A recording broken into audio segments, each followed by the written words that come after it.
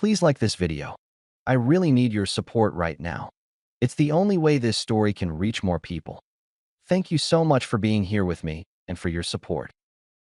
I came home at 9:52 p.m. on a Tuesday expecting the usual. A dark hallway, the hum of the fridge, Lucas asleep with one sock missing, Haley pretending she wasn't still awake. Instead, the kitchen lights were on like an interrogation room. Lauren sat at the island in her workout clothes, hair pulled back, a glass of wine in front of her. Not messy, not emotional, just set, like she'd been waiting for a cue. She didn't ask how the new location was going, didn't glance at the inventory sheets sticking out of my bag. She looked right through me and delivered it like a line from a script. We need to talk. I set my keys down and didn't sit. About what? She tapped a fingernail on the stem of the glass. About us. About what I need. Okay. I answered, calm, because after 14 hours of dealing with a miscounted shipment and a manager who thought close enough was a system, I didn't have much energy left for drama. What do you need? Freedom. Her voice didn't wobble. Space. I want to understand myself again. I waited. She leaned forward. I think we should open the marriage. There it was. No apology. No shame. Just a proposal, like she was suggesting we change internet providers. I stared at her for a second, not because I didn't hear her, but because I wanted to make sure I was looking at my wife and not some stranger wearing her face. Open, I repeated. Meaning what exactly? She shrugged like I was the one overcomplicating it. We keep our family, the kids, the house, the stability, but we're not limited. We can see other people if we want. Other men, I corrected. Her eyes narrowed a fraction. Other people.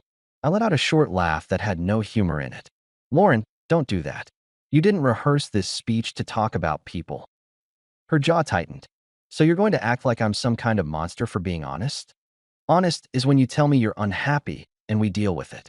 This is you handing me a new rule book and acting like I'm supposed to clap. She leaned back, cold again. I'm not asking permission. I'm telling you what I need to be happy. That word, need, like I was a vending machine that owed her a product. I nodded once. Okay, then the rules change for both of us. She blinked. What does that mean? It means if you want the right to compare me to other men, I'll compare you to other women. I set my bag on the floor, slow and steady. You want freedom? You get equality. No special deals. Her face drained a shade. The wine glass froze halfway to her lips. That's not the point, she snapped. Oh, it's the whole point. I kept my voice even. You want me at home paying the mortgage, keeping the lights on, doing the dad schedule, while you find yourself in someone else's arms. And you want me grateful for the opportunity. Her nostrils flared. You're twisting it. I'm translating it. She stood up fast. So you're going to punish me?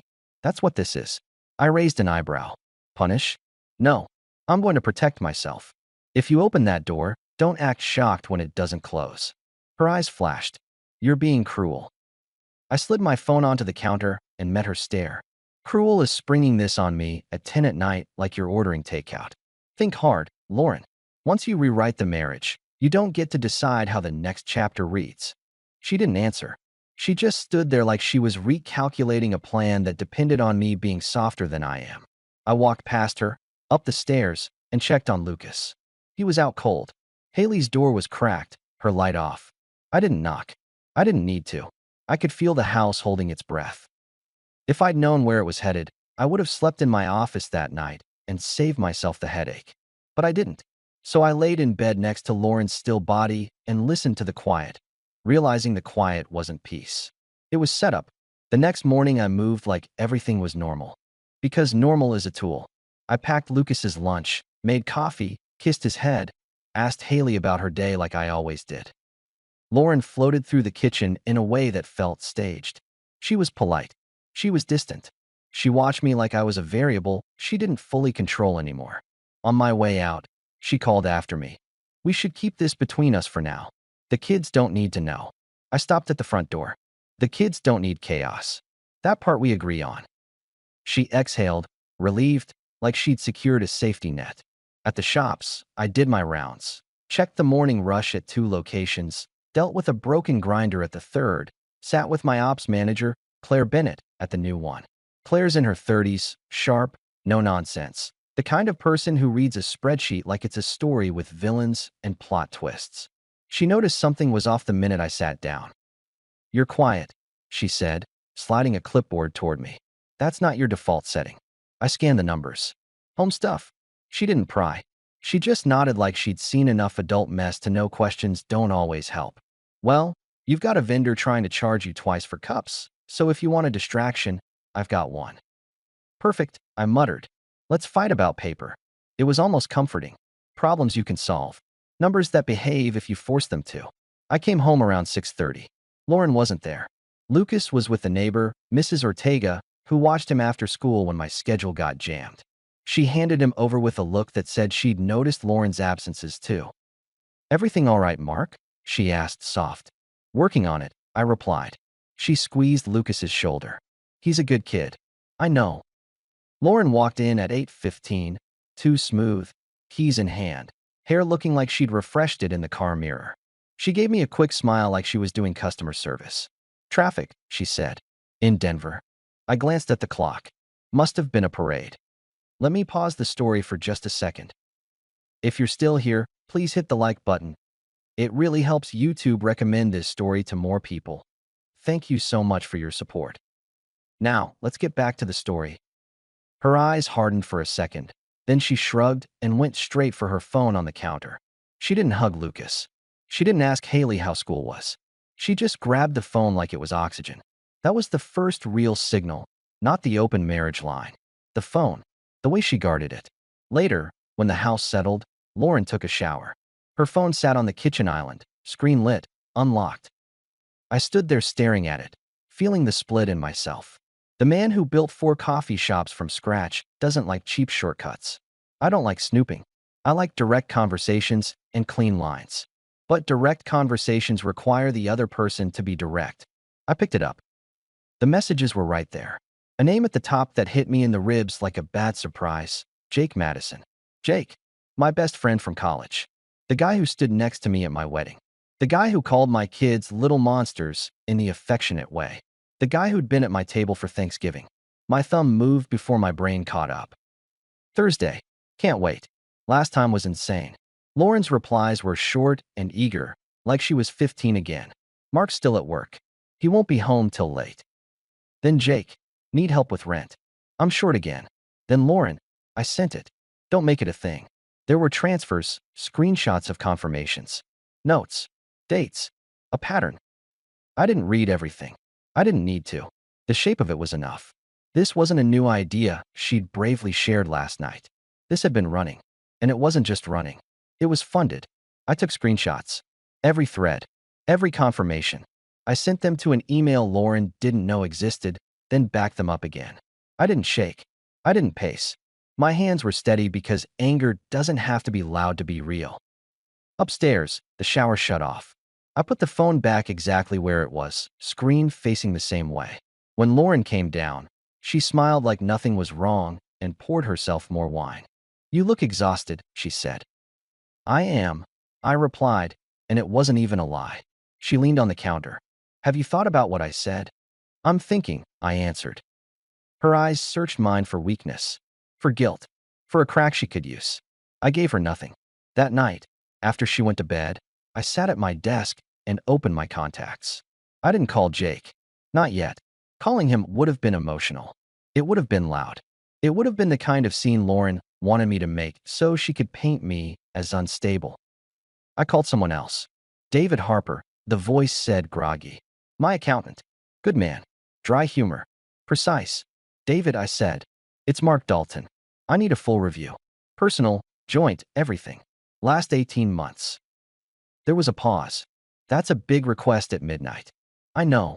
You okay?" "I'm focused," I told him. "And I'm not asking twice." He exhaled. "All right. Tomorrow morning. Bring what you have." I hung up and stared at the wall, not sad, not confused, just clear. If Lauren wanted freedom, she was about to learn the adult version of it. Consequences. By Thursday, I was already in motion. David's office smelled like stale coffee and printer toner. He wore the same tie he always wore, like he'd made peace with being a numbers guy and never looked back. He flipped through my documents and glanced up. "You're not here because you're bored." No, I replied. He tapped his pen. What am I looking for? Anything leaving the family accounts that shouldn't. Anything weird. Transfers. Cash pulls. Checks. I kept my voice flat. And I want it clean. Dates. Totals. Names. David studied me for a second. You're not angry. That makes me more nervous. Don't be nervous, I said. Be thorough. He nodded once, like we'd just signed a silent contract. From David's office, I drove straight to a small building near downtown where Evelyn Grant worked. Family attorney. Sharp suit, sharper mind. Not warm, not cold. Professional like a scalpel. I laid out my phone and slid it toward her with a folder of printed screenshots. I need options. She scanned without reacting. How long have you been married? 18 years. Kids? 17 and 7. She nodded, then looked me dead in the eyes. You're going to want to talk. You're going to want to confront. Don't. I wasn't planning a shouting match, I said. Good, she replied. Because loud doesn't help you. Documentation helps you. She tapped the folder. This helps. Financial misuse helps. Especially if family funds were redirected in ways that affect the children. I leaned back. What do I do now? You stay calm, she said. You don't tip your hand. You gather a full financial picture. And you quietly prepare boundaries. Boundaries like what? Separate accounts. Adjust access. Protect the business. Her tone didn't soften. And don't drag the kids into adult strategy. Keep them safe. I nodded. I can do that. Before I left, she added, one more thing. People who propose new rules usually believe they're the only ones who'll benefit from them. When that belief cracks, they change tactics. Be ready. I almost smiled. I've run coffee shops through labor shortages and broken freezers. I'm familiar with changing tactics. That evening, I made my first move. I changed my direct deposits. Business revenue stayed insulated. I opened a separate personal account and redirected my own pay. The joint account became a bills-only channel with a fixed amount that covered the mortgage, utilities, kids' stuff, groceries. Nothing extra. No blank checks. Real adult boundaries. Not petty. Not dramatic. Just reality. When I walked in the door, Lauren was in the kitchen wearing a soft sweater she never wore on weekdays. There was food on the stove. My favorite. Homemade. The whole performance. She turned with a bright smile. Hi. I thought you deserved a real meal. I hung my jacket. Look at you. Domestic. She laughed lightly. Like we were flirting. I know I came in hot the other night. I'm sorry if it felt harsh. Felt harsh. I repeated, pulling out a chair. That's one way to put it. She placed a plate in front of me. I don't want us to fight. I want us to be partners. I took a bite, nodded, and kept my face neutral. Partners usually don't bring contracts to the kitchen at 10 p.m. Her smile strained. I'm trying. Good, I answered. Trying is nice. She sat across from me, knee angled toward mine like she was selling closeness. So, have you thought about it? I have. I chewed slowly. If we're changing the rules, then I'll be social too. Her eyes sharpened. Social how? I shrugged. Dinner. Conversations. Maybe I let someone see me as more than a walking ATM. Is this about that woman at work? Her voice got tight. Claire. I tilted my head. You know her name? Lauren's mouth opened, then closed. She recovered fast. You've mentioned her. I've mentioned half my staff over the years, I replied. You remembered that one. Her fingers curled around her fork. So you're threatening me? No, I corrected. I'm accepting your offer. Equal rules. She pushed her plate back. It's different. Of course it is, I said dry. Because when you do it, it's finding yourself. When I do it, it's a crisis. Her eyes flashed. You're doing this to hurt me. I set my fork down. Lauren, you pitched an open marriage like you were upgrading your phone plan. Don't act wounded when I read the fine print. She stood up, chair scraping. You don't even care about us anymore. I looked up at her. I care about respect. And right now, you're testing how little of it I'll accept. Her breath got shallow. So what now? I leaned back. Now I keep my schedule. I take care of the kids. I handle my work. And you decide whether you actually want a marriage or just the benefits package. She stared at me like she'd expected pleading, not policy. As I got up to check on Lucas, my phone buzzed with a notification from my bank. An attempt to transfer a large amount from the joint account. Declined. I didn't mention it. I just walked upstairs, leaving Lauren standing alone with a dinner she cooked like a bribe. realizing the house was starting to run on my rules again. Let me pause the story for just a second. If you're still here, please hit the like button. It really helps YouTube recommend this story to more people. Thank you so much for your support. Now, let's get back to the story. And behind me, I heard her mutter under her breath, "What did you do?" 2 days later, Haley asked me to drive her to a friend's house after school. She sat in the passenger seat with her backpack hugged to her chest. Haley's always been smart, the kind of kid who notices a mood shift before you speak. She'd been quieter all week. Not teen moody, alert. Halfway there, she said, "Dad, yeah, can I ask you something and you won't freak out?" I glanced at her. "I don't freak out." I respond. She swallowed. "Okay, then, can I tell you something and you won't blame me?" I pulled into a parking lot instead of her friend's driveway. I put the car in park and looked at her fully. "You can tell me anything," I said, "even if it's ugly. Especially if it's ugly." Her eyes filled, but she didn't cry. She held it in like she'd been holding it in for months. I, I heard Mom. Her voice shook just enough to make me want to break something, but I didn't. I heard her with Jake. The air in the car changed. Not because I didn't suspect it, because hearing it from my daughter made it real in a way screenshots didn't. "How long?" I asked. 3 months, she whispered. "Maybe more. I don't know. I came home early one day because my teacher got sick and they sent us home. You were at work." I kept my voice steady. "Where were Lucas and your mom?" "Lucas was at Mrs. Ortega's. Mom thought I was still at school." Haley stared at her knees. "I opened the front door and I heard voices upstairs. I thought it was you at first." She swallowed hard. "It wasn't you."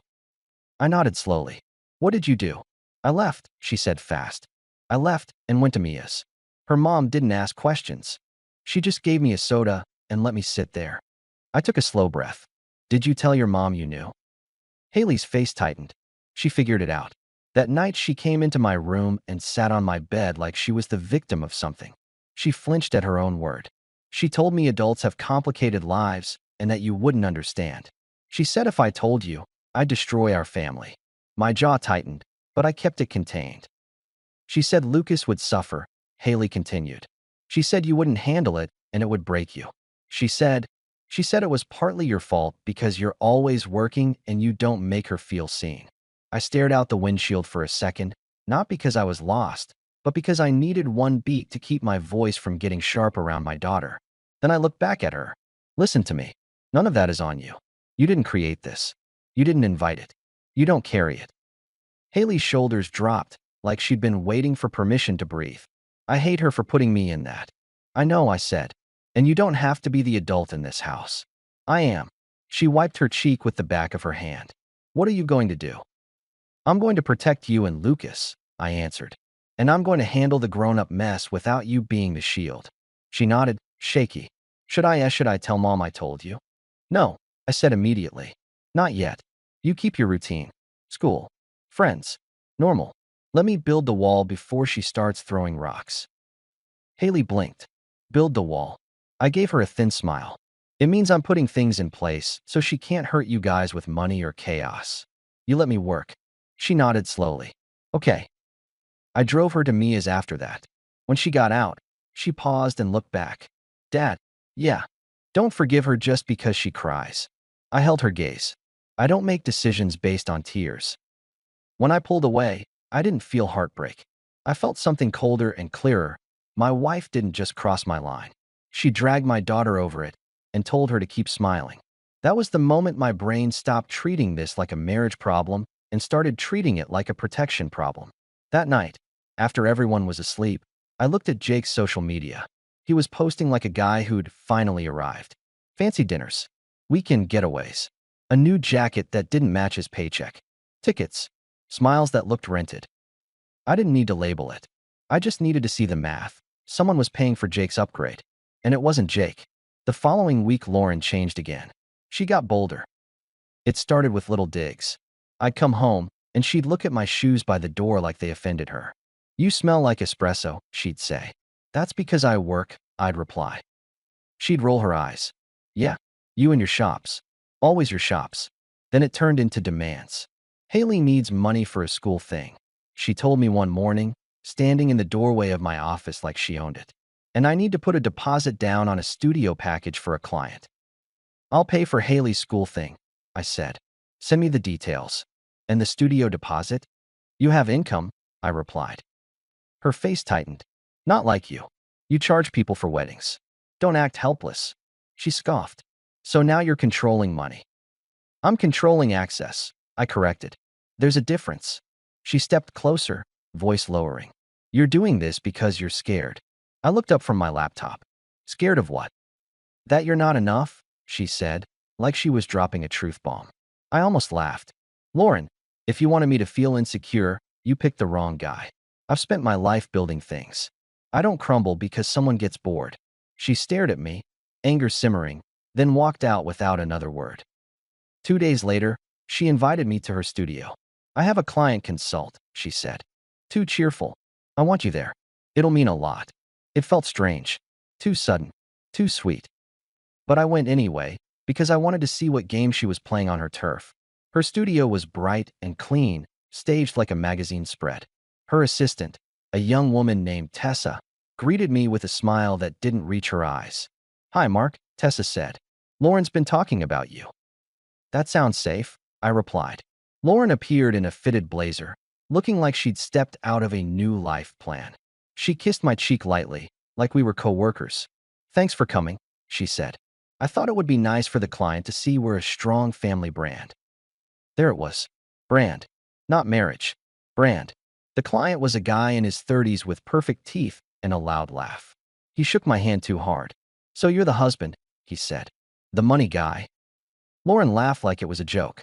He's definitely the business one. I didn't smile. I looked at her. I'm the one who keeps the lights on. Yes. She waved it off. Babe, relax. We're just having fun. Then, right in front of Tessa and the client, she added, he gets sensitive when he's tired. He's basically married to his coffee. The client chuckled. Tessa smirked. Lauren washed my face like she was waiting for me to snap, like she wanted the angry husband seen on her studio floor. I didn't give it to her. I stepped back and folded my arms. Good to know.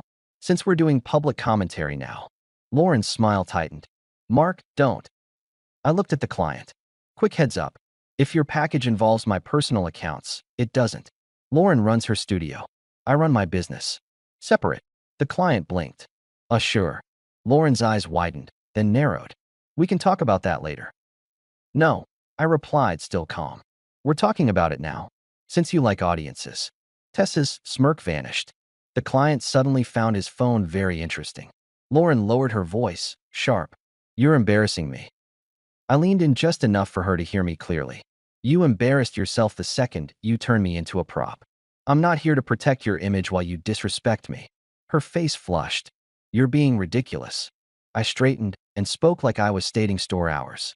New rule. You don't speak about me like I'm a joke. Not here, not at home, not anywhere. If you can't handle that, you can practice your freedom alone. For a second, she looked like she might explode. Instead, she snapped a bright smile back onto her face for the client. So, anyway, let's talk about locations. I walked out. In my car, my phone buzzed. A message from Lauren. Why are you doing this to me? I didn't answer. That night, she shifted tactics again, hard. She came into the kitchen in a silky robe, hair down, voice soft. I hate fighting, she murmured. I miss us. I looked at her for a second, taking in the sudden warmth like a weather change that didn't match the forecast. Do you? I asked. Or do you miss control? Her smile flickered. I miss you. She stepped closer, touching my arm. Let's reset. Take a weekend. Just us. I'll make it right. It would have been easy to lean into it. To pretend the last month hadn't happened. To accept the comfort of her softness. I didn't. I slid my arm away gently. A weekend doesn't fix a pattern. Her eyes widened. So you're done. I'm not playing, I replied. That's different. She swallowed, then forced a small laugh. You're acting like I'm your enemy. You're acting like the rules don't apply to you. I shot back. That makes you a problem. Her face hardened. Fine. Be cold. I'm not cold, I replied. I'm clear. She stormed upstairs, and I let her go. 10 minutes later, my phone buzzed again, this time from David. Got the full report. You need to sit down. I didn't call him back. I drove to his office the next morning before the sun was fully up. Because when a numbers guy says sit down, you sit down. David didn't waste time. He slid a printed packet across the desk, thick enough to stop a door. Your joint accounts, he said. 18 months. Transfers, cash pulls, checks. Most of them trace back to the same person. I didn't ask who. I already knew. David pointed. 47,000 in total, Mark. And that's conservative. Some of it's structured to look like normal spending. I stared at the number, not blinking. Keep going. He hesitated for the first time since I'd known him. That alone told me what was coming. The kids' education accounts, he said quietly. They are heavily reduced. My hand stayed flat on the desk. How reduced? David swallowed. About 32,000 withdrawn. For a second, the room went silent except for the faint buzz of his printer.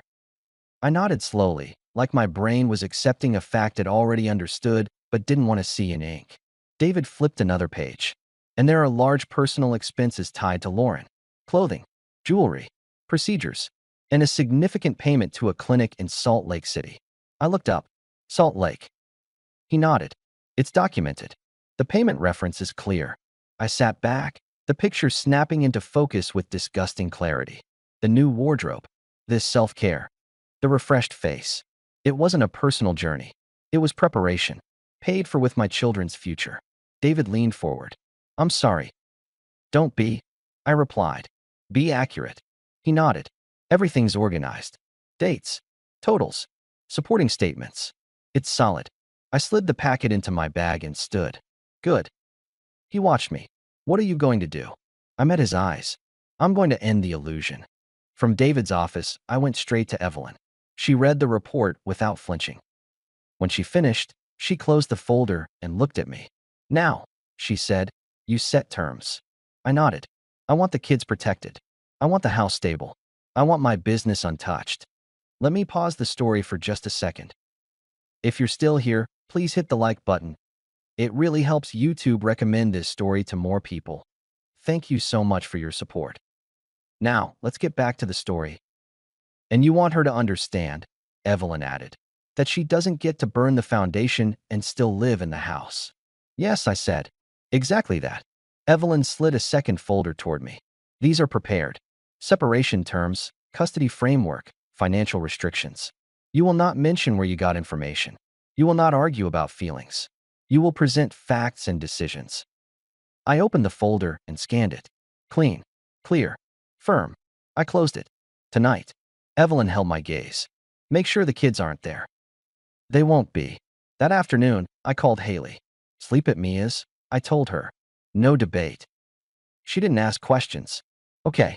I called my mom and asked her to take Lucas overnight. She agreed instantly, like she'd been waiting for the call. By 7:30, the house was too quiet again. Lauren came in wearing a bright smile that didn't belong. Wow, she said, looking around. Where are the kids? With family, I replied. Sit down. Her smile faltered. Why? I placed a thick folder on the coffee table like I was setting down a bill. Lauren's eyes dropped to it, then back to me. What is that? Open it, I said. She didn't want to. You could see it. But curiosity and fear pushed her hand forward. She sat, flipped it open, and started turning pages. Her face changed in stages. Confusion, then recognition, then panic. What is this? She whispered. I stayed standing. It's the truth. Organized. She flipped to the printed messages and her throat tightened. Where did you get these? I didn't blink. Not important. Her fingers shook on the paper. Mark. I held up a hand. No. You wanted to talk. Here's the adult version. She swallowed hard. I can explain. You can try, I replied. But the dates won't change. She turned another page and stopped on the totals. 47,000. Her lips parted. This is not. It is, I cut in. And those are just the transfers. Her eyes darted. You're tracking me? I'm tracking my family's money, I corrected. Because someone had to. She flipped again and hit the education accounts. Her face went white. Oh my God, she breathed. Yeah, I replied. Oh my God is right. Tears formed fast now, like she'd finally remembered what emotions look like. I was going to put it back, she said quickly. I just needed time.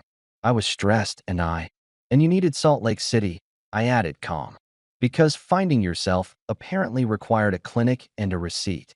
She flinched like I'd slapped her with a fact. Don't talk about me like that, she snapped, trying to grab control with anger. I tilted my head. Like what? Like someone who spent the kid's future on a personal upgrade. She stood up, shaking. You don't understand what it's been like. You're never home. You're always. I cut her off, voice flat. Stop. You don't get to make my work the excuse for your choices. She pointed at the folder. So what? You're going to ruin me. I'm going to remove you from my life's controls, I answered. That's what this is. I opened my own folder and pulled out the prepared documents. I set them on the table beside her stack of proof. Her eyes widened. What is that? That's the end, I said. This gets submitted tomorrow morning. You're not negotiating it in my living room. She grabbed the papers like she could crumple reality. You can't do this. I can, I replied. And I am. Her voice rose. Think about the kids. I nodded once. I did. That's why they're not here watching you panic. She started pacing, talking fast. We can fix this. I'll cut him off. I'll pay it back. I'll go to counseling. I'll do whatever you want. I watched her like I was watching a sales pitch. You're offering me a version of you that shows up only when you're losing. She spun toward me, eyes wild. I didn't mean for it to go this far. It went exactly as far as you pushed it, I replied. You just didn't expect me to move. She stopped and stared. What do you want from me? I answered with the same calm I used when firing someone who thought rules were optional. You're moving out of the master bedroom tonight. You'll stay in the guest room until arrangements are finalized. You will not touch the accounts. You will not speak to Haley about any of this. You will not put Lucas in the middle. And you will not contact my business or my staff. Her mouth dropped. You're controlling me. No, I corrected. I'm limiting damage.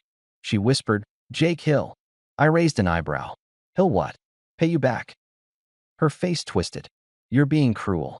I leaned forward slightly, voice low but steady. Lauren, you wanted freedom. Here it is. You just don't get to finance it with my life. She started crying now, loud, trying to flood the room with emotion like it was a weapon. I didn't move. She wiped her face and tried a new angle, softer. Mark, please. We've built a family. I nodded. We did.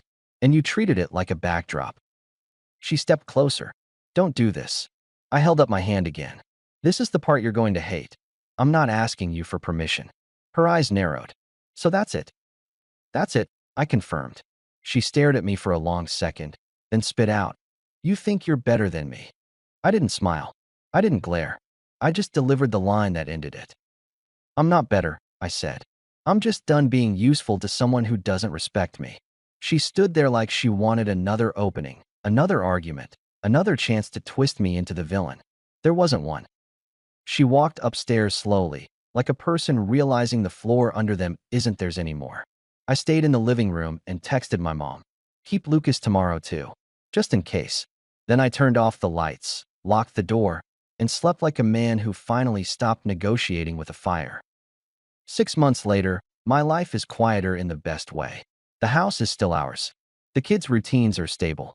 Haley's back to laughing at dumb shows with me on the couch, and Lucas still asks for pancakes on Saturday like it's a law of nature. The education accounts are being rebuilt, slowly, deliberately, with transparency. My coffee shops are doing better than they were, because I'm not bleeding money into someone else's fantasy. Claire still runs ops like a machine, and now she jokes that my calm face should be company policy. David sends me clean reports every month. Evelyn keeps things structured and boring, which is exactly what you want when rebuilding peace. Lauren's freedom turned out to be expensive when it wasn't subsidized. Her studio lost momentum when she couldn't throw money at Image anymore. She moved into a smaller place across town. I hear about her in fragments, from mutual contacts, from the way Haley's expression changes when her mom calls, from the absence of that polished confidence she used to wear like armor. Jake isn't in my orbit, not in my phone, not in my house, not in my world. Some doors don't get reopened. As for me, I'm not sitting around licking wounds. I'm living. I bought a truck I actually like, I take the kids to the mountains on weekends, and I started seeing a woman named Renee, steady, grown, no games. She respects my time and my boundaries, and she doesn't confuse stability with entitlement. And the best part? When I walk into my kitchen now, The silence doesn't feel like setup. It feels like peace I paid for with clarity. And I don't miss the old noise at all.